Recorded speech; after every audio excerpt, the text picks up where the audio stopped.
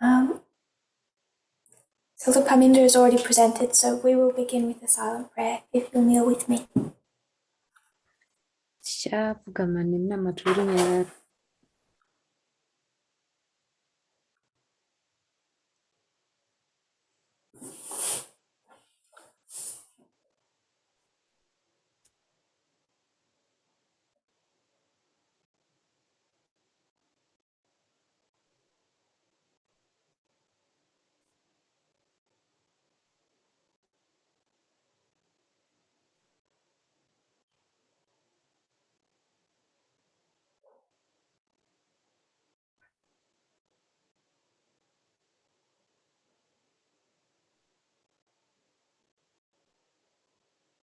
Amen. Amen.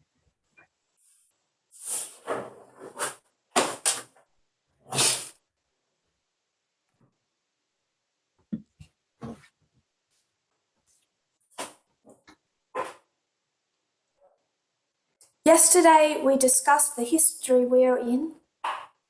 Nesuro takataura nezvenhoroondo yatiri kurarama. That we are in the history of the formalization of the message of the Sunday law. Tave munhoroondo yeformalization yemeseji yeSunday law.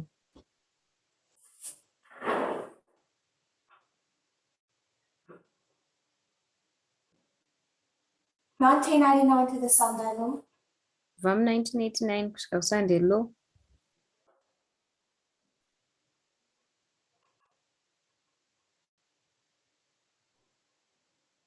We understand that 2019 was the increase of knowledge. Tinonzwisisa kuti 2019 ndo yaiva kuwedzera kweruzivo. And it centered the message on gender. Meseji yakanga yakatenderera panhau dzegender. Here. Seyatenderedzwa iyi. Bringing us to here. Yekuite nekutanga ichitiunza kuno kwekupedzera. We're now in the history of the formalization. Tava munhoroondo yeformalization. So what we understood in very much childlike terms in 2019. Saka zvatakanzwisisa nenjere dzedu dzeumwanana muna We now 2019. need to consider with a deeper maturity. Tafana kudzokera tozviongorora taane kukura pfungwa. Prophetic maturity. Kukura And it's not like there's the increase of knowledge and the formalization. Hazvina kuita seizvo kuti kuwedzera kweruzivo poita formalization. And nothing in between. Pakati pasina chinhu chiri kuitika. The journey from the increase of knowledge to the formalization. Pane rwendo kubva pakuwedzera kweruzivo kusvikira paformalization. With the epistle. Nenhau yeepisbal. With false freedom. Nhau false freedom. With understanding LGBT. Mukunzwisisa nhau dzeLGBT. Has all been part of that journey that brings us from the increase of knowledge to the formalization. Urwu rwese rwaiva rwendo rwakatiunza kubva paincrease of knowledge kusvikira paformalization. But what was understood from a great distance in 2019. Asi chakanzwisiswa nechekure muna 2019. We need to understand more and more closely. Tinofana kunzwisisa zvakadzama. And as we get closer and closer to these issues, apo tiri kuswedera pedyo nepedyo kumaissues iwaya. What in 2018 and 2019 was two streams of information. Zvanga zviri nzizi mbiri muna 2018 na2019. Now we're finding that while we have discarded entirely the false stream of information, Zvino taakuona kuti apo takarashira kunze zvachose nzizi iyo yaitaura manyepo. the true stream gives us problems. Nzizi ine chokwadi inotipawo matambudziko. We need to divide truth from error in the right stream. Tofanira kupatsanura zvakare chokwadi kubva kumanyepo mustream chaiyo chaiyo. We need to seek compromise in what we have in the past described as the right stream.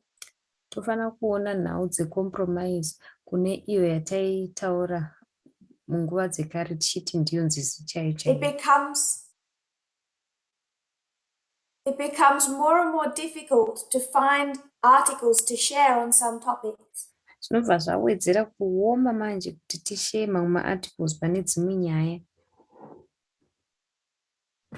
There was a really neat article that discussed the North American indigenous community. Imwe article yanga yakanyorwa zvakanaka chaizvo yaitaura indigenous community yekuNorth America. Respectfully defended their culture. Vakadefenda culture yavo zvine chiremerera. Explained how in their culture they did not have an understanding or acceptance of LGBT. Vakatsanangura kuti kuculture yavo vakanga vasina kunzwisisa kana kugamuchira nhau dzeLGBT. It was written by an African American woman. Yakanyorwa nemudzimai wechiAfrican American. Defending their culture against misappropriation of any form. Achidefenda culture yavo kuti isaiswa paisiri. Right stream of information. Rwizi chairwo rweinformation. But because she wants to frame their culture in the best light possible. Asi nekuti arikuda kuburitsa culture yavo kuti ionekwe zvakajeka chaizvo. While she's explaining that they did not have an understanding or acceptance of trans individuals. Apa achitsanangudza kuti vane kunzwisisa kwevanhu vari trans. She makes the following sentence. Anobva ataura sentence inotevera. They, the North American Indians, Ivo, North American Indians, could not just change gender at will. havaigona kungochinja gender kamadiro. So I'll phrase it exactly. Ndichazvitaura sezvazviri. At a whim. At a whim. It's like saying flippantly. Zvoita sekuti munhu ari kutaura achiti. They couldn't wake up one morning. Havaigona kumuka mamwe mangwanani. And think, I think I'll change gender today. Wongofunga kuti ndakuda kuchinja gender yangu nhasi. So in defending one minority community. Saka apo ari kudefenda imwe minority community. Again, it's based on race. Zviri based panhau dzerusaraganda. She casts the issue based on gender in an incorrect light. Anobva ataura nhau dzinoita maererano negender mulight risina. And while that article had good technical information about how their culture operated, apo article iyo yaiva neinformation yakanaka chaizvo yekuti culture yavo yaioperata sei. How it gets misappropriated.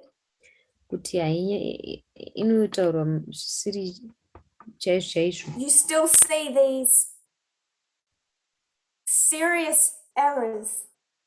Unoona kuti pachiri nemaerrors ari serious chaizvo. Now, if we want to understand mass global politics, kana tichida kunzwisisa nhau dzemapolitics epasitenderere, it's fairly easy to sort through that true stream of information. Zviri nyore kuti tingoona my information stream iwayo. You get into anything related to gender. Asi ukapinda munhau dzegender manje.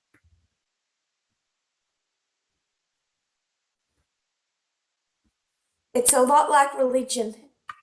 zvofanana manje nenhau dzechitendero. It doesn't matter how qualified they are. Hazvinei kuti vari qualified zvakadii. It doesn't matter if they're on the Supreme Court. Hazvinei kuti vari muSupreme Court here. Without careful methodology, Pasina methodology yakanyatsokuti kwetsere, their own experiences, maexperiences avo, their own prejudice, maprejudice avo, their own preferences, mapreferences avo mold what they believe and what they write. anovaka zvavanotenda.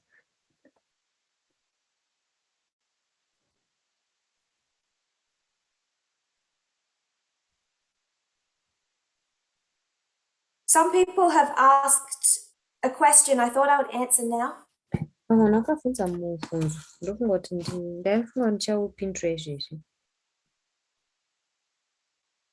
Some months ago, we taught about the gender of God. Pane mwedzi yapfuurai takambodzidzisa nezvejenda yaMwari. That God is not this biological male. Kuti Mwari havasi biological male. God is not gendered. God is not male. Havana gender, havasi munhurume. And some people have noticed that I don't often or at all use the term father for him. Vamwe vakaona kuti handichanyanyi kushandisa mazwi ekuti baba kuna Mwari. People are wondering whether it's inappropriate to use male pronouns or the word father. Vamwe vakuti pamwe hazvisina maturo kushandisa male pronouns kana kuti izwi rekuti baba. The dispensation that we now live in as we deconstruct this. Mudispensation yataakurarama apo tiri kuzviparadza This 6,000-year issue of gender. kuputsa nhau dzegender dzemakore 6,000. I'm not here to tell people what they need to say, how they need to refer to God. Handipo pakuudza vanhu kuti daidzai Mwari muchiti chii. But if they have noticed me making deliberate efforts to not use male terms, asi kana vakaona inini ndichitozama nepesi paninogona kusashandisa matems iwaya, that is accurate. ndizvo chaizvo zviri accurate. What I'm trying to get in is into your subconscious. Mandoda kupinda mupfungwa dzako dziri subconscious. So I'm sorry if you find that creepy. Ndine urombo kana uchiona zviri creepy. Disturbing. Zvichikuvhiringidza. I'm trying to get into your subconscious where subconsciously you picture and relate to God. Ndoda kupinda mupfungwa dzako dziri subconscious apo oona kuti unorelata naMwari sei.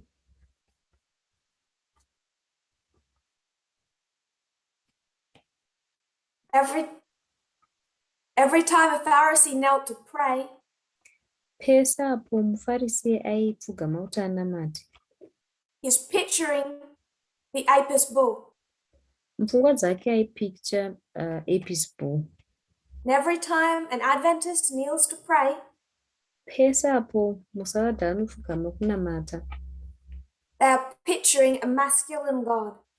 mupfungwa dzake anopicture Mwari ari munhurume.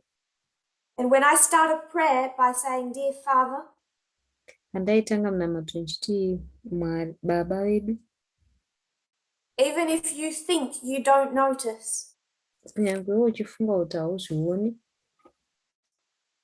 it's already in your brain. zvitori mupfungwa mako kare. So yes, I am attempting to undo that. Saka naizvozvo ndiri kuzama kuda kuzviputsa izvozvo. The reason I don't start a prayer with Dear Mother Mhaka ndisingatangi munamato nchiti mai vedu is however much I would like to rub people the wrong way, kuti ndingada make kurabha people vanhu, uncomfortable, ndingada kuita vanhu kuti vave uncomfortable zvakadii, deliberately uncomfortable, kuti vange vasiri comfortable zviri deliberate, because comfortable people never change. nekuti vanhu ava vari comfortable havambochinji.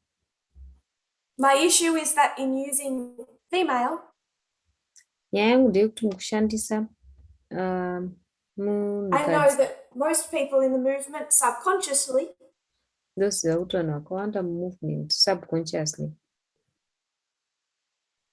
go to here, vanoenda apo, and all of a sudden God is pretty, wototanga kuona Mwari vakanaka, God is gentle, vari gentle chaizvo, God doesn't make you uncomfortable, havakuisi pakamanikana, God is a woman. mudzimai, Not a judge, kwete mutongi, not a general. kwete general. And I don't want people going here when they think female. Handiti vanhu vaende apo pacultural feminism pavanofunga munhukadzi. So it's deconstructing two things. Saka zviri kuputsa zvinhu zviviri. Deconstructing that apisbal masculinity idea of God. Kuputsa icho apisbal pfungwa yekuti Mwari munhurume. And also deconstructing the idea of the feminine. Uye kuputsa zvekare pfungwa yemunhukadzi. Because when Pope Francis prays to Mary, nekuti apo Pope Francis panonamata kuna Maria, it's all about that female essence. zvine chekuita nezveudzimai. And when we can pray to God and picture a female general, apo tinogona kunamata kuna Mwari topicture mudzimai ari general, we know that we're deconstructing those layers of ingrained stereotypes. tinobva taziva kuti tiri kuputsa mastereotypes ayo akakomererwa matiri. So male terms like father Saka mazwi echirume akaita sababa reinforce exactly what we're trying to undo. anosimbisa izvo zvatiri kuyezama kuda kuputsa. Female terms are also inaccurate. God is not a woman. Mazwi echikadziwo haana kunyatsokwana nokuti Mwari haasi But they are mukadzi. helpful to undo the picture you have of God. Anogona kubetseredza kubvisawo picha yatinayo yaMwari.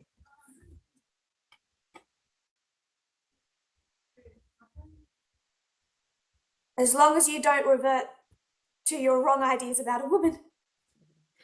As long as usingadzokeri kupfungwa dzako dziri wrong dzemudzimai.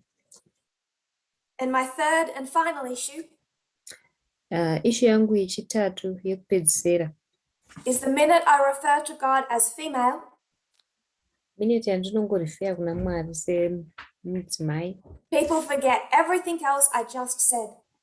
vanhu vanobva vakanganwa zvese zvandabva kutaura. If for God I say she did this, Ndikati she did this, ndichireva Mwari, I think most people are no longer listening to any other words in that sentence. vanhu havachatongotteereri mamwe mazwi ari musentensi iyoyo. And it becomes a distraction if I'm trying to make a point. Zvinobva zvadzimaidzisa kana ndoda kuzama kuita point. So that might not leave you with a final answer. Saka zvinogona kusakusiya uine mhinduro iri final. But those are the three difficulties I think that we are facing and trying to navigate. Asi madifficulty matatu atinawo atoda kuzama kutarisana nawo. It's more important that we deconstruct the idea of what is female. Zvakanyanya kukosha kuti deconstruct idea yekuti kuve To mudzimai me, that's chinhu. more important than referring to God as female or male. Kwandiri ndizvo zvakanyanya kukosha pane kudaidza Mwari tichiti mukadzi kana kuti murume. Because unless we undo the stereotypes, we won't relate to God correctly. Nekuti kunze kwoga tabvisa mastereotypes hatigoni kuzvibvisa pfungwa zvatinazvo izvozvo. Yesterday, we spoke about the history of 1989 to 91. Nezuro takataura nenhoroondo ya1989 kusvika pa1991. There are 3 key events that relate to gender. Pane maevents matatu ari key anochekuita negender. We could include the events that were the start of the gay marriage movement. Tinogona kusanganisira maevents ayo aitanga movement yemagay marriage. But I'm not looking now to go into that thread. Asi handisi kuzotarisa thread iyoyo nhasi. These are the 3 events we spoke of yesterday. Aya ndo maevents matatu atakataura nezvawo nezuro. 1989, intersectionalism. Intersectionalism ya1989. Understanding the layers of prejudice Kunzwisisa malayer eprejudice that exist for women when they aren't just female. anowanikwa kumadzimai kana asingori chete. They can be a woman, but a woman of color. Asingori chete mudzimai anogona kunge ari mudzimai asi ari mudzimai A woman but trans. mutema. Anogona kunge ari mudzimai asi ari trans. A woman but Muslim. Anogona kunge ari mudzimai asi ari muslim. A woman but lesbian. Anogona kunge ari mudzimai asi ari lesbian. A woman but with a disability. Anogona kunge ari mudzimai asi akaremara. A woman but an immigrant. Anogona kunge ari mudzimai asi ari immigrant. A woman but Hispanic. Anogona kunge ari mudzimai asi ari Hispanic. Or Chinese. Kana kuti muChinese. Or Jewish. Kana kuti muJew. This is a diversion, I'll just mention it now. Ndakumbosiya nyaya yangu asi ndoda kungozvitaura chete. We're diverting for 2 seconds. Tiri kungodivheta kwema 2 seconds chete. The alpha history of Adventism Nhoroondo yekutanga yechisavada is racism ine racism towards the African American community. Kusarira ganda kuma-community evanhu Slavery. vatema. Nhau dzeslavery. What is the alpha history of the counterfeit? Kunhoroondo yekutanga yecounterfeit ichii? Racism Kusarira ganda towards the Jewish community. Pa-community yemaJew. Alpha history racism, alpha history racism. Ma-alpha history ese kune racism ukune racism. Which should make Walter Weiss comments on the Jewish deep state that much worse. Zvinobva zvatoita kuti macomments aWalter Weiss paaitaura nezveJewish state atoita worse. In so many ways, he's frankly Catholic. Munzira dzakawanda chaizvo Walter Weiss anoita semuCatholic. But when you look at slavery and you look at the Holocaust, Asi kana ukazotarisa nhau dzeslavery wotarisa nhoroondo yeHolocaust, you are looking at the alpha histories of modern Israel and modern Babylon. uri kutarisa nhoroondo dzekutanga yemodern Israel nemodern Babylon. And you're seeing how both responded to that subject. Uri kuona iwe kuti vese vari vaviri vakaresponda zvakadii. So when we consider racism today, saka takutarisa nhau dzerusarira ganda muzuva ranhasi, it also includes these communities. zvinosanganisirawo macommunity maviri aya. Something that Adventism, especially especially in the stream of Walter White, gets terribly wrong. Chinhu chinotadzwa nemasavadha kunyanya nyanya vanoteerera Walter Faith. So 1989, intersectionalism. Saka 1989 tinoona intersectionalism. 1989, Price Waterhouse versus Hopkins. 1989 zvakare toona Price Waterhouse versus Hopkins. She was told that all her problems would be solved. Akataurirwa kunzi matambudziko ese ako anopera. Her career problems. Nhau dzemabasa. If she walked more femininely. Kana dei aifamba ari mudzimai. Wore makeup. Aipfeka zvinozorwa makeup. Styled her hair better.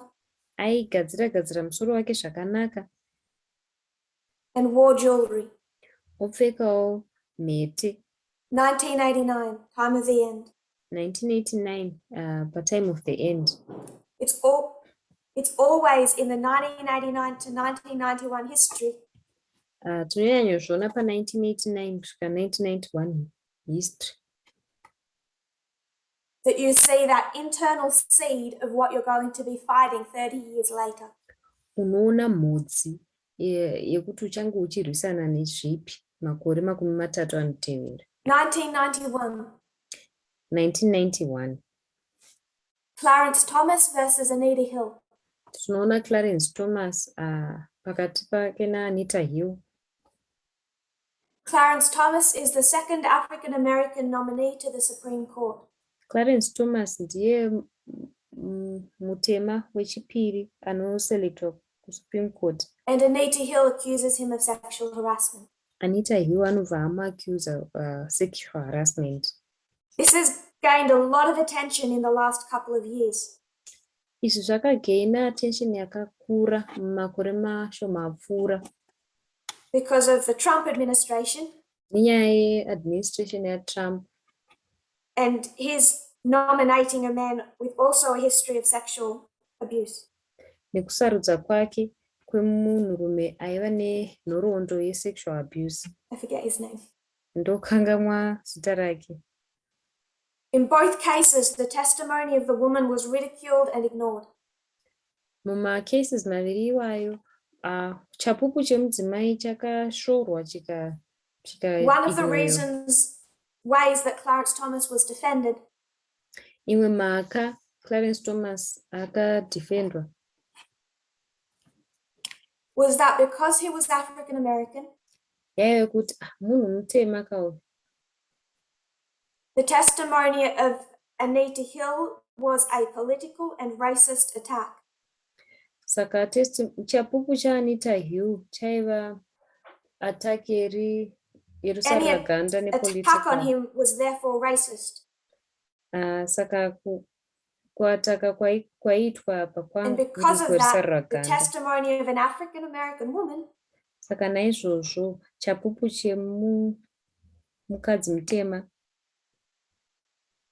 was ridiculed and discredited. Kwakashoropodzwa kukashaya maturo. We face the same issue today. Tinotarisana nenyaya yakafanana muzuva ranhasi. When arguments of racism are used to defend those who abuse or are sexist. Apo and are sexist. Maarguments eracism anoshandiswa kupupurira vari racist nevari sexist. When people don't get that the test is gender. Vanhu apo vasingazvibati kuti test yedu ndeye gender. And not held back by any national or cultural lines. Haidzosirwi kumashure nemanational kana macultural lines.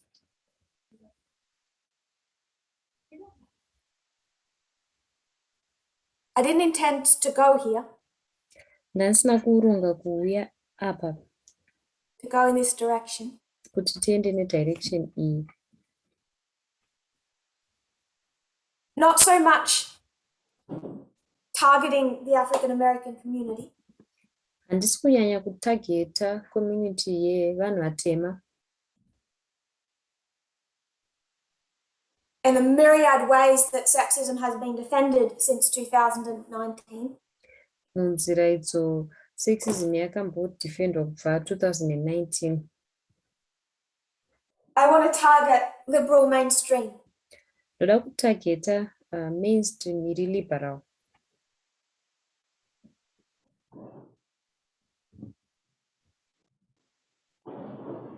But I'm going to use a couple of recent scandals. Ndichashandisa nyaya dzakaitika dziri dzechimanje manje. When Donald Trump was running for election, Donald Trump paaikwikwidza kuti apinde mumaelections, in one of those debates with Hillary Clinton, mune imwe yemadebates ake naHillary Clinton, the moderator was a Fox News host. Aimoderator akanga ari weFox News, Woman, Megyn Kelly. mudzimai ainzi Megyn Kelly. Now, I just want to give you a couple of statistics before we start.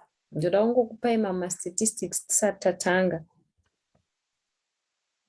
1 in 5 women during their lifetime Pamadzimai mashanu, umwe chete muupenyu hwake, face 1 in 5 face completed rape or attempted rape. anotarisana nekubatwa chibharo kana kuti kuzama kubatwa chibharo. 1 in 3 face physical domestic abuse. Umwe pavatatu anosangana domestic abuse kana kuti physical abuse. In some countries, it's 50% of women in that country manage domestic abuse. Mune dzimwe nyika unotoona kuti 50% yemadzimai vanomaneja domestic abuse. In a report released earlier this year, muripoti yakambotaurwa mugore rino richangotanga by the United Nations, neveUnited Nations, 1 in 3 women globally umwe chete pavatatu vadzimai pasitenderere, that's 736 million women, ndivo 736 madzimai,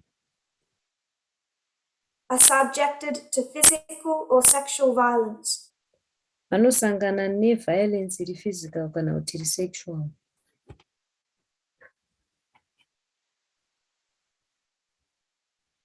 They describe it as the pandemic for which there is no vaccine. Vanoitsanangura vachiti pandemic isina mushonga And kana if you think the vaccine. world is getting better, it is not. Kana muchifunga imi kuti nyika iri kunaka, haisi kunaka. It's been 10 years without improvement. Makore 10 tisina kana improvement. Over 40% of African American women Manhamba anopfuura 40% evadzimai matema are physically abused by a partner or former partner vanoabhuzwa zviri physical nepartner yavo kana kuti aimbova partner yake in their lifetime. muupenyu hwavo. Over 50% vanodarika 50% report psychological abuse vanoripota abuse iri yemupfungwa and coercive control. uye kukontrolwa kuya kwakanyanya. A woman in the United States is shot by a partner or former partner Mudzimai muUnited States anoshudwa nepartner yake kana nemunhu aiva partner yake every 16 hours. pamahour 16 ese atinoverenga. That's just gun death. Tiri kungotaura zvevanofa nepfuti chete. That's just guns. Vepfuti chete. That's not strangulation, Hatisi kusanganisira vanoita zvekudzipwa, beating, vanoita zvekurohwa, stabbing. vanobayiwa namapanga. That's not all the years of abuse that leads to that kind of murder. Hatisi kutaura makore ese eabuse anozotisvitsa pakuurawa ikoko. That's not all of the sense of ownership and control that often causes that rate of murder. Hatisi kutaura sense yeownership necontrol inozokonzera kuurayiwa kwakadaro. So one statistic for one weapon. Statistic imwe chete paweapon imwe chete. Only in the context of abuse related directly to their gender. Context yeabuse zviri kurelata negender yavo. It's every 16 hours. Pamahour 16 esanofura. When statistics reach such a height as we talk about 736 million, apo statistics inopfuura manhamba ataurwa e706 million, people tune out. vanhu vanobva vabuda If we were to mazviri. talk about 736 million of any other community, Dei taitaura ne736 million yecommunity ipi zvayo. if we were to talk about a Jewish person every 16 hours, Dei taitaura nenyaya yemujewish mahour 16 esati kutaura. society is numb to not just the effects of sexism, Society haipfakanyiki kana pamaeffects esexism, but also to the foundational ideas of ownership and control that cause that sexism. asi kuma-ideas anowanikwa pahwaro hunokonzera sexism iyoyo neabuse. People are numb to the scale, they no longer care. Vanhu havachisina kunzwira pazvinhu izvozvo, havachisina basa nazvo. And this isn't to make us emotional. Hazvisi kuti tibatwe pamwoyo, kwete. It's in a prophetic sense. Tiri kuzvitaura tiine sensi yechiprofita.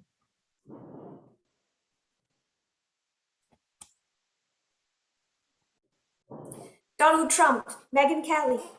Donald Trump naMeghan Kelly. He expects special treatment. Aitarisira kubatwa zviri nani nani. It's Fox News. IFox News kai. They'll go easy on him. Havachamuitira zvakapfava. He says she gets out and she starts asking me all sorts of ridiculous questions.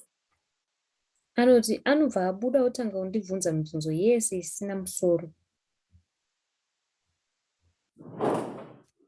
She was hard on him and he didn't expect that. Akanga akaoma kwaari, iye haana kubva azvitarisira. You could see there was blood coming out of her eyes, blood coming out of her wherever. Waiona ropa richibuda mumaziso ake, ropa richibuda maari chero kupi.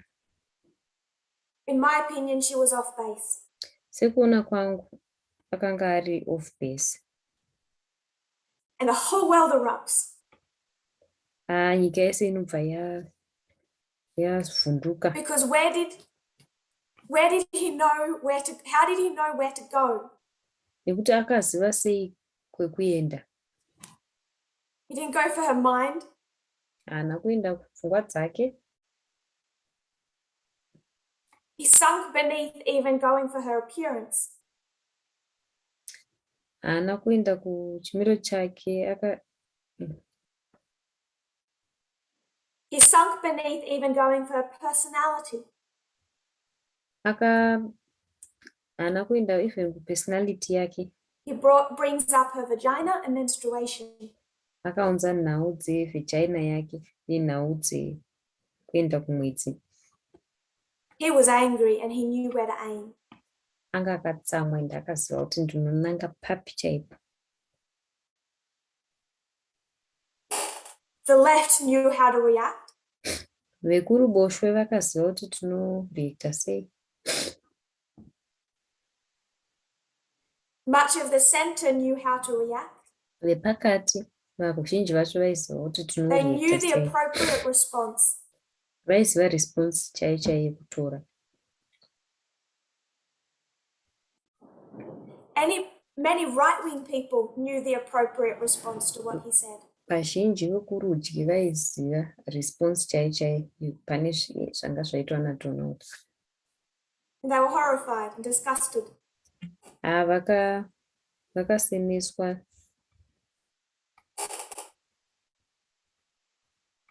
In the past, I've brought up Jon Stewart. Kare ndakambotaura nezvaJon Stewart. In the past, I've brought up Jon Stewart. Takambotaura nezvaJon Stewart kare. Liberal hero. Hero aiva liberal. He has someone who has been very much a colleague to him. Ane umwe akanga ari shamwari yake. Dave Chappelle. Ainzi Dave Chappelle.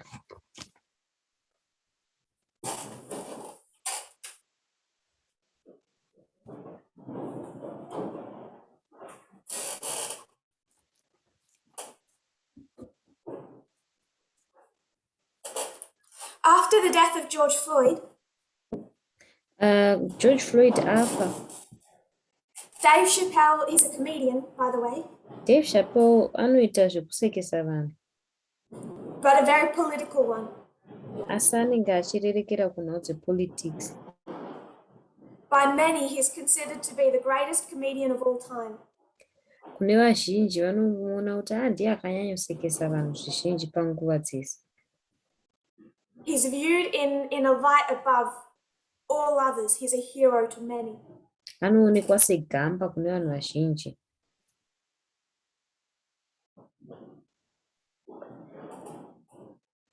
In 2020, after the death of George Floyd, Muna 2020, George Floyd afa. he released a comedy special. Iye Chappelle akareleasa comedy special. It wasn't all meant to be funny, it was social commentary. Zvaisafana kuti zvisekese, aingokomenta hake zvepasocial. It was called 846. Yainzi 846. After the amount of time that a policeman knelt on the neck of George Floyd. Vachitoredzera kunguva iyo yakatorwa mupurisa akapfugama pana George Floyd. And Dave Chappelle is an African-American man. Dave Chappelle murume mutema. Wanted to address the subject of racism in the United States. Akafunga kuda kutaura nhau dzeracism kunyika yeUnited States. Now there is a extremely conservative right-wing woman in the United States. Kune mumwe mudzimai ari conservative chaizvo akanyanya kurevekera kurudyi kuUnited States. Anonzi Candace Owens. Now I'm going to quote as best I can what Dave Chappelle said, and the translators will need to manage. Ndichazama kukota sekugona kwangu zvakataurwa naDave Chappelle. I will have to substitute some of the most offensive words. Ndichachinja mazwi asingaiti.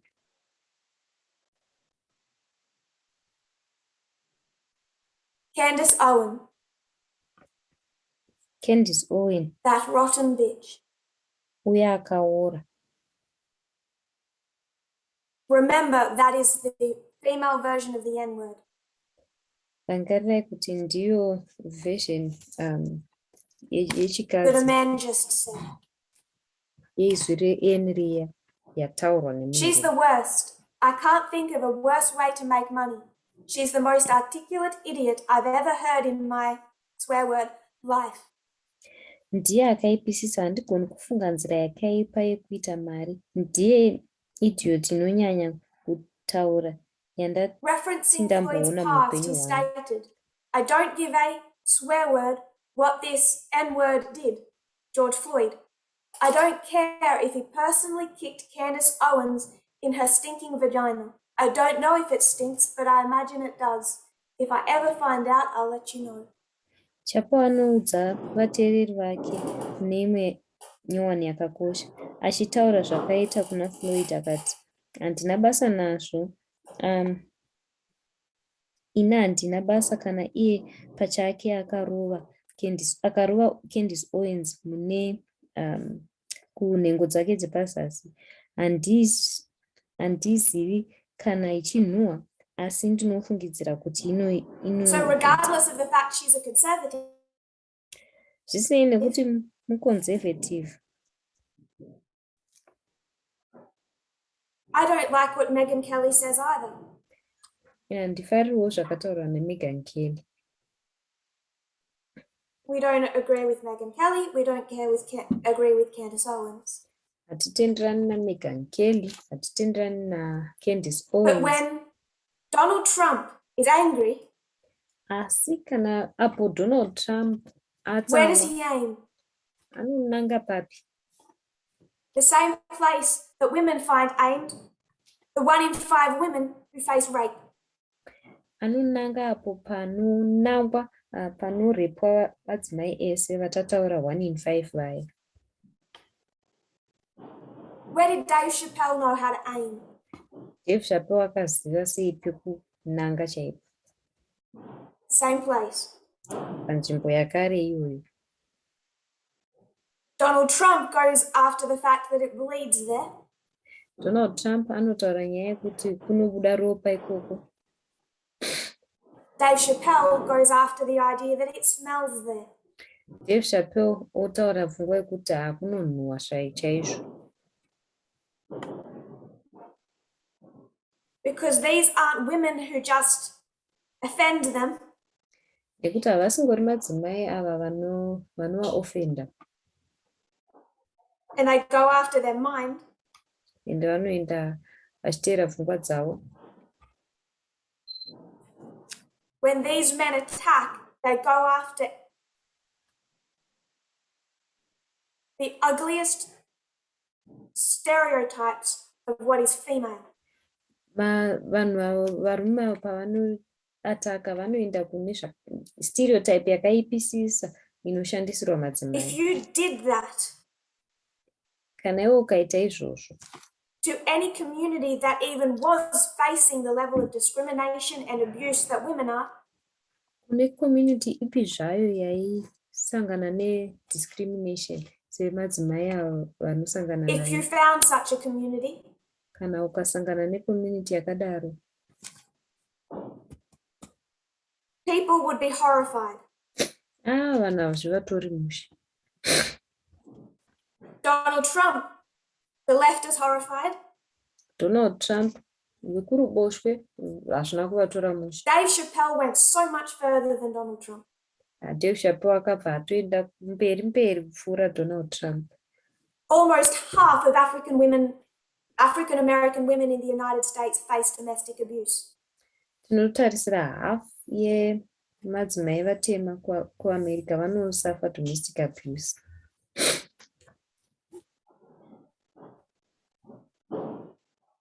In 2020, muna 2020, for all reasons, ese, 4 African American women were being murdered every single day. madzimai matema vana vaiuraiwa kuAmerica every day. And Dave Chappelle doesn't just say she bleeds. Dave Chappelle haangotauri kuti anobuda ropa mudzimai uyu. He says she stinks. Anobva atoti anonhuhwa. And then he says obva ati he doesn't care if a man haana basa nazvo dai munhurume was to kick her, physically abuse her, aimukika kana kumubata chibharo between the legs. pakati pemakumbo ake. People were horrified at Donald Trump. Vanhu hazvina vabata mushe pana Donald Trump. Dave Chappelle was lauded as the greatest comedian of all time. Dave Chappelle akaonekwa semunhu anosetsa vanhu, ndiye anonyanyosekisa vanhu. And this show alone was nominated for 3 Emmy Awards. Iyi show yatataura nezvayo yakatosarudzwa kumaEmmy Awards matatu. What I find fascinating is Candace Owens' response. Chandinoona chinozondifascinata iresponse inopiwa naCandace Owens. Because we should see how horrifically sexist not just Dave Chappelle is, Tinofana kuona kuti Dave Chappelle ari horrific but zvakadini, society is it that laughed and tolerated. uye society iyo inoseka ichizvituvhaidza zvinhu izvozvo. It's a window into the mindset of mainstream and liberal society. Ihwindo rinotipinza mupfungwa dze-mainstream society iri-liberal. But Candace Owens' response inopiwa naCandace Owens. To every Democrat tweeting me the clip of Dave Chappelle insulting me, I'm not a leftist. I have a sense of humor, and I think comedians should make fun of people. Dave Chappelle is one of the greatest comedians of all time, and I made it into one of his specials. That's power. Kune wese mudhemokrati anonditumira clip yaDave Chappelle achindituka, handisi wekuruboshwe. Ndine pfungwa yekuseka, ende ndinofunga vanoseka vanofanira kuseka vanhu. Dave Chappelle ndomumwe wevatambi vakuru venguva yese, uye ini ndakazviita We've arrived too suddenly into a culture where people can't laugh at themselves or want to restrain comedians. I will never be part of that culture. Dave Chappelle, you are a legend, and I'd love to meet you and challenge you to say any of that to my face. All love. Takangoita tasvika mutsika umu, vanhu vasingagoni kuzviseka kana kuda kudzora, vanoita zvemakomedi. Handifi ndakava chikamu chetsika iyoyo. Dave Chappelle, uri ngano, uye ndinoda kusangana newe uye kukupikisa. Soon after Donald Trump's offensive words, Megyn Kelly was fawning after him. Donald Trump apedza mashoko ake. Megyn Trump Candace Owens isn't offended by Dave Chappelle. Candace Owens haana kuofendwa naDave Chappelle. Why isn't she offended? Sei asina kukanganiswa nazvo? Because she's sexist. Nekuti iye pachake ari sexist. She's already embraced that mindset. Akatogamuchira pfungwa iyoyi. All she's hearing is her own thoughts echoed. Chaari kungonzwa ipfungwa dzake dziri kutotaurwawo naDave Chappelle. Her own mindset and behavior echoed.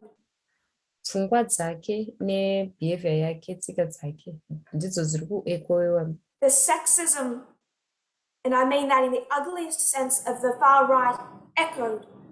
Sexism yake mukushata kwayo kwose kwefar right ndiyo yakaechoiwa ipapo. By the left. Nevekuruboshwe. By the liberals. Neavo vari liberal. So there's nothing in there for her to be offended. Saka hapana chiri mazviri chekuti aofendwe. Dave Chappelle also addressed Laura Ingraham. Dave Chappelle akataurawo nezvaLaura Ingraham. In the same context, he said. Mucontext iyoyo anotaura achiti. Again, forgive my language, but I want people to get how offensive it is. Ndiregererewo language yangu, asi ndoda kuti vanhu vanzwisise kuti zviri offensive zvakadii. She's a regular white bitch with a platform. Ndiye anogarira ari white bitch ane platform. I think the most offensive word in that phrase is regular. Ndinofunga kuti izwi chairo riri offensive musentence iyi nderekuti regular. Because the insult he's designing to sting. Nekuti kutuka uku kwakagadzirwa kuti kubaye. Is that she is standard. Kuti ekuti ari standard. So he's not just targeting her. Saka haasi kungotageta iye chete. When he says regular, he says one of many. This is just what they are. Paari kutaura kuti regular, ari kutaura kuti mumwe wevakawanda, ndo zvavangori vese. And he includes the word white, but Candace Owens wasn't. Anosanganisira izwi rekuti white kana muchena, asi Candace Owens akanga asiri muchena. That's a distraction. His attack is that they're female. Iyi ingoriwo distraction. Attack yake chaichai ndeyekuti vanhukadzi. He then labeled her what is considered the most offensive swear word in the English language. Akabva amutsanangura neizwi rinotaurwa kunzi ndiro rinonyanya kutuka chaizvo muchirungu. Four-letter word, starts with a C. Izwi rine mavara mana rinotanga na C. And it stands or originates from a word for the female vagina. Rinobva iro paizwi rinobva panhengo dzemudzimai. Merriam-Webster states that it is a usually disparaging and obscene term for a woman and that it is an offensive way to refer to a woman in the United States. Merriam-Webster inotaura kuti izwi rekuzvidza rinowanzoshandiswa munyika yeUnited States. In American slang, the term can also be used to refer to a fellow male homosexual that one dislikes. Muchislang chekuAmerica rinogona kushandiswa zvakare kune mumwewo murume wechihomosexual asingafarirwi nemumwe wacho. So that just references us back to the Sacramento camp meeting. Zvobva zvatidzokeresa kucamp meeting yeSacramento. When we see how those, at the Sacramento camp meeting, we saw how sexism Apo pacamp meeting yeSacramento takaona kuti sexism is used as attacks on homosexual men. inoshandiswa sechombo chekuataka varume vari homosexual. Australian scholar Emma Alice Jane describes how the term, as used on modern social media, is an example of what she calls gendered vitriol and an example of misogynistic violence. Emma Alice Jane wekuAustralia anoitsanangura izwi iri achiti rinoshandiswa mumodern society media semuenzaniso wegendered vitriol uye muenzaniso wezviri misogynistic. We could just say that there's double standards. Tinongotaurawo kuti pane madouble standards. Donald Trump says a woman is bleeding when she offends him. Donald Trump kana akaofendwa nemunhukadzi anoti anobuda ropa uyo.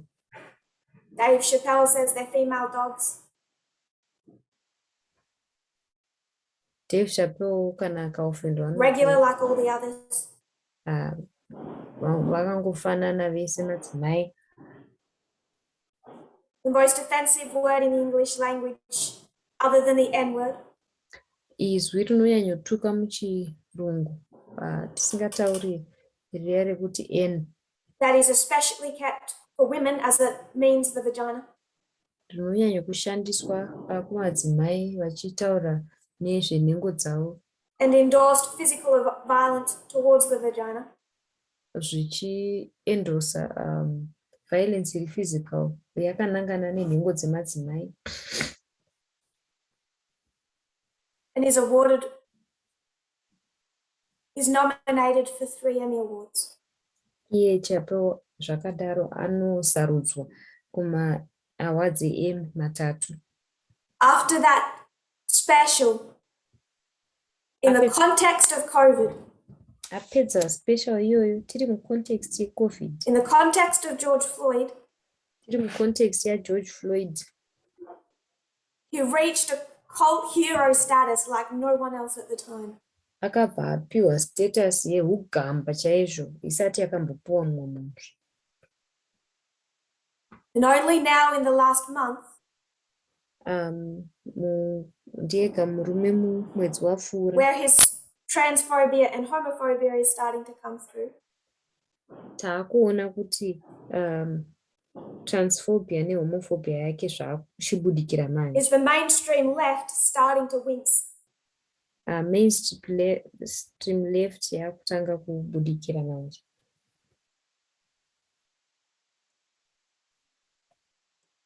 I wanted us to consider not the African American community, ndaida kuti titarise kwete community yevanhu vatema, just mainstream society. ndaida kuti tingotarisa society iri mainstream. I can keep throwing out statistics all day. Ndikuna kuramba ndichingokupai mastatistics zuva rose, that are only addressing the very top of the iceberg. ndichiadresa inini pamusoro-soro peiceberg iroro, of what women in every nation, every culture, every society face.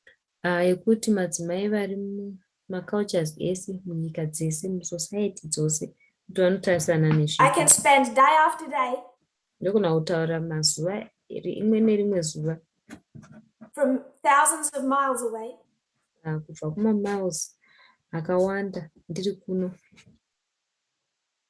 trying to hold the hands of women in this movement ndichitraya kubata maoko emadzimai ari movement ino, who were raped in the same orifice that Dave Chappelle so flippantly refers to. vakarepwa panzvimbo iyo inoramba ichingotaurwa naDave Chappelle.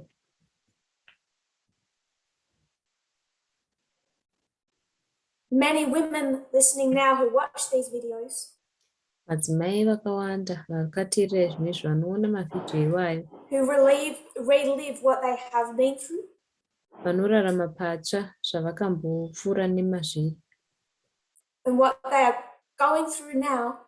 Nezvavari kuenda mazviri panguva ino. Every time we teach these subjects. Nguva imwe neimwe patinodzidzisa masubjects iwayo. So if this subject makes you uncomfortable, subject iyi kana ichikuita kuti uve uncomfortable, because we're not speaking about racism enough, nekuti hatisi kunyanya kutaura nezve rusaruraganda zvakanyanya, or you're male, kana kuti yevanhurume, I don't care. handina basa nazvo. We have to see the extent of sexism. Tinofanira kuona extent yesexism. Unless we address the extent, kunze kwoga tataura nezve extent yacho, if we can't do that now in this context, handisingagoni kuzviita izvezvi context ino yatiri. do you really think that you will do it in heaven? Unoziva here, unofunga kuti uchazvikwanisa here kudenga? There isn't more information that God can give you in heaven. Hakuna imwe information itsva yaunopiwa naMwari kudenga. When you're living through it now. Iwe uri kurarama mairi izvezvi.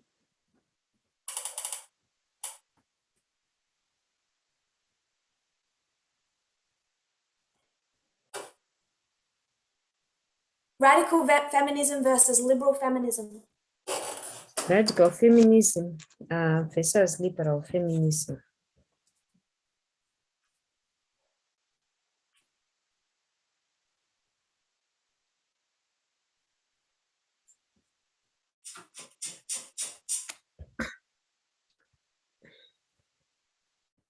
There's two main attacks that have been made against women who call for change. Pane ma-attack maviri akataurwa. There's like Donald Trump and Dave Chappelle. Seizvo zvataona kuna Donald Trump naDave Chappelle. Those in opposition to equality know where to hit. Avo vanoopposa equality vanoziva chaipo chaipo pekurova.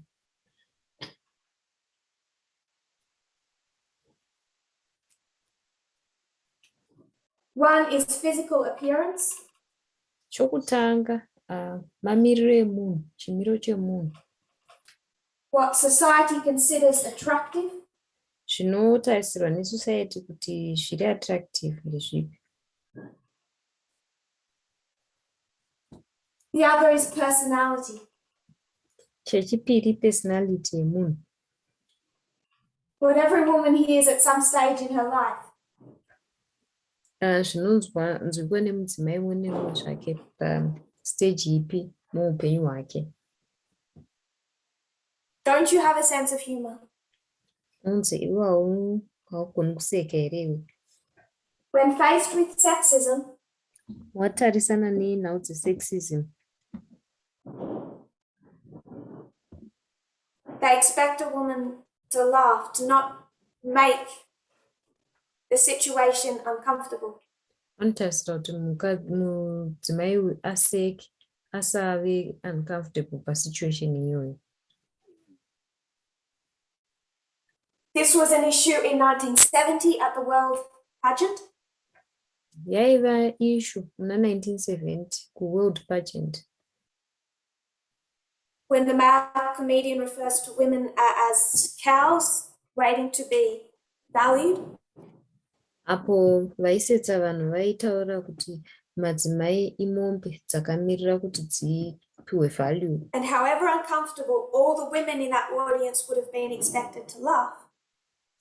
Nyangwe zvazvo vadzimai vaiva muaudience iyoyo vakaita uncomfortable sei, vaitarisirwa kunzi vaseke. And if you don't find it funny, you don't have a sense of humor. Kana usingazviwani zvichisetsa, then iwe unonzi hauna sense of humor. They attack the physical appearance, then they go for the personality. Vanoataka physical appearance yemunhu, vanogona kuuya futi kupersonality yemunhu. Candace Owens' response to Dave Chappelle. Candace Owens response yaakapa kuna Dave Chappelle. I'm not one of those women who don't have a sense of humor. Ndeyekuti inini handisi mumwe wemadzimai aya vasingagoni So I'm okay with what he said. Saka zvaataura ndiri right nazvo.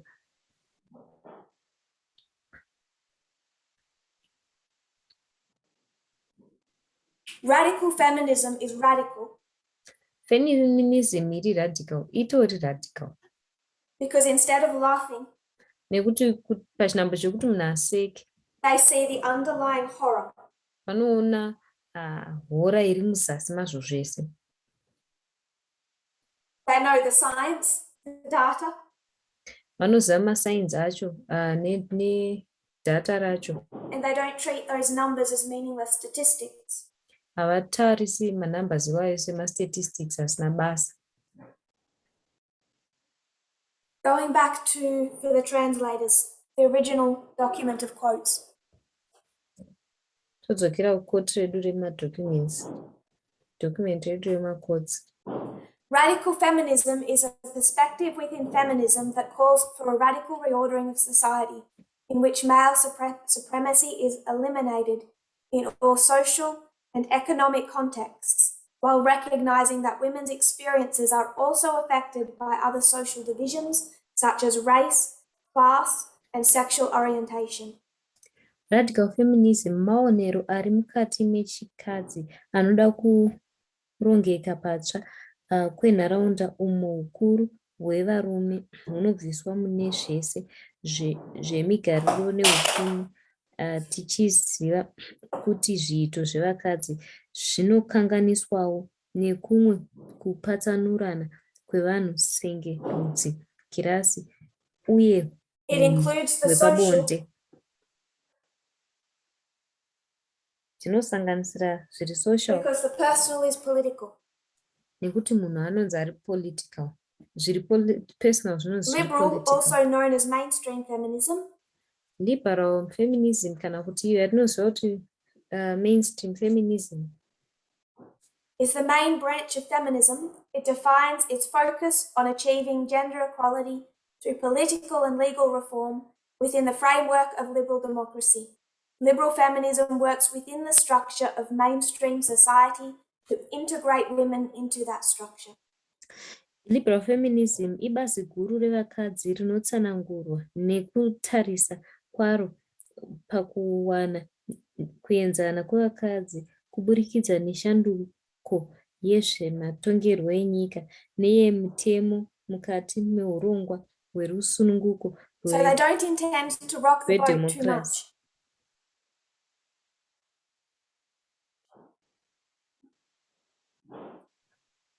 They don't intend to make any great changes to structure. Havanyanyi kuda kuchinja structure. They don't intend to impact the social decisions of women. Havadi zvavo kuchinja madecision emadzimai ari social neevarume. Their focus is on quotas. Focus yavo iri pamaquotas. And part of the difficulty we have had with organization Ndiko kukundikana kwataita neorganization, kukurirwa is kwataita. sometimes in ministries quotas aren't enough. Kuti maministries maquotas haakwani dzimwe nguva. When they put a woman in a position of authority, Pavanoisa munhukadzi paposition yekutonga, and then the men operate like a shadow government. vanhurume voita kunge ihurumende iri kumashure. How many women in this movement have been put in positions of authority? Madzimai manganiko akaiswa mumovement ino pamaposition And ekutonga. then people have given me the wrong names for them. Vanondipa mazita asiriwo avo. Spelt their names wrong. Voperetera mazita avo zvisirizvo. Informed them of decisions after the fact. Vozovaudza madecisions zvinhu zvacho zvatoitika kare. And the men continue to speak for the ministry. Varume voramba vachingotaura vakamirira ministry. And in extremely stubborn ministries, Pane vaministries akaine unhubu hwakanyanya. this liberal feminism idea of just get 50-50 in positions of authority Iyo liberal feminism yekuti mumapositions ekutonga ngatingoitai 50-50. which often is enough to upset people. Iyo 50-50 yacho inototsamwisa vanhu kazhinji. Hasn't been enough Izvi zvazvisina kukwana. because of how those women have been attacked and treated. Nemhaka yekuti madzimai vakatakwa sei uye vakatreatwa zvakadii. Or frankly ignored. Kana kutoignorewa zvachose. And in those ministries, Maministry iwaya we step in and do more than quotas, we dismantle. tinopindira tobva tapwanya nekuputsa. And that upsets people. Izvi zvinotsamwisa vanhu zvikuru. And they see it as conservative control. Vanhu vazviona kunge vari kucontrolwa zviri conservative. It's not conservative in its principles. Hazvisi conservative mumaprinciples azvo chaivo. I think this would be a good place to end. Ndofunga kuti apa pataguma pakanaka kuti timire. So we're going to go further into the issues with liberal feminism. Tichazoendera mberi nenyaya dzeliberal feminism. What I wished to discuss in this presentation Zvandaida kuti titaure mupresentation iyi nhasi. when showing the mindset and response to Donald Trump, Pakuratidza pfungwa mukuresponda kuna Donald Trump. and comparing that to the response of Dave Chappelle, Tichizvifananidza neresponse yaDave Chappelle. breaking down how much more offensive his words than Trump's words were. Tichiongorora kuti mazwi aDave Chappelle akanga ari offensive zvakatonyanya kupfuura Trump. Trying to again get into your subconscious. Tichida kupinda zvakare musubconscious, pfungwa dzenyu dzesubconscious. Where in the last dispensation, Dispensation yekupedzisira. he said racism and sexism, both the issues, Takati rusarira ganda nesexism maissues ese ari maviri aya. We understand sexism now. We've been learning it for 6 months. Takunzwisisa sexism isu taatiri kuidzidza kwemanzi 6. Our 30, 40, 50, 60 years of ingrained sexism has gone.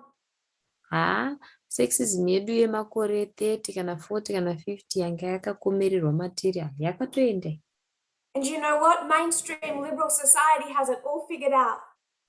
Unoziva kuti mainstream liberal society yakuzviziva izvi.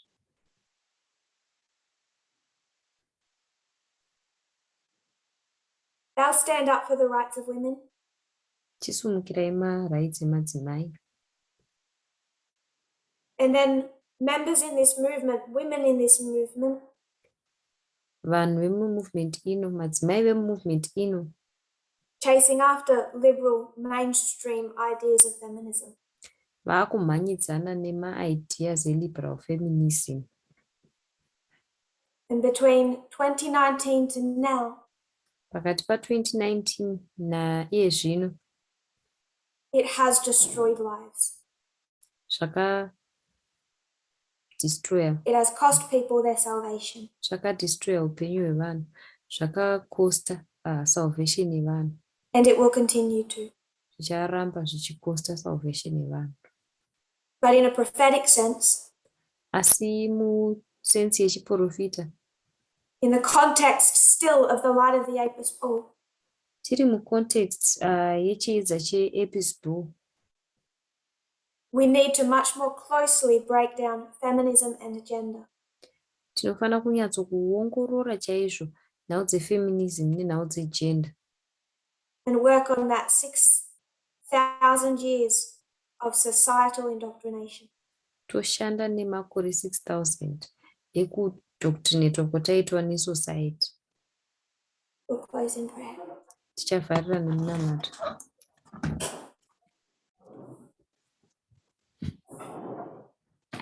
Dear Lord, Mwari akanaka, thank you for how you have led. tokutendai nekutungamirira kwamakaita. We see all the steps that have brought us here. Tinoona madanho ese atisvitsa pano. We see how you have led us. Tinoona kutungamirira kwamatiita. Pray, Lord, that we will have confidence. Tonamata Mwari kuti tinge tine confidence. Not an emotional feeling. Kwete feeling iyo yema-emotions. More like a prophetic anchor. Ngative ne-anchor iri yechiprofita. That you have and will guide us home. Yekuti makatitungamirira uye muri kuchatitungamirira kuenda kumba. May we see that home for what it is. Dei taingaona imba musha iwoyo sezvauri.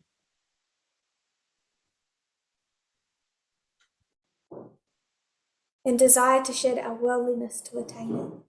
Tive nechidokwa-dokwa chekubvisa worldliness yedu yatinayo. I pray this in Jesus' name. Tonamata izvi muzita raJesu. Amen. Amen.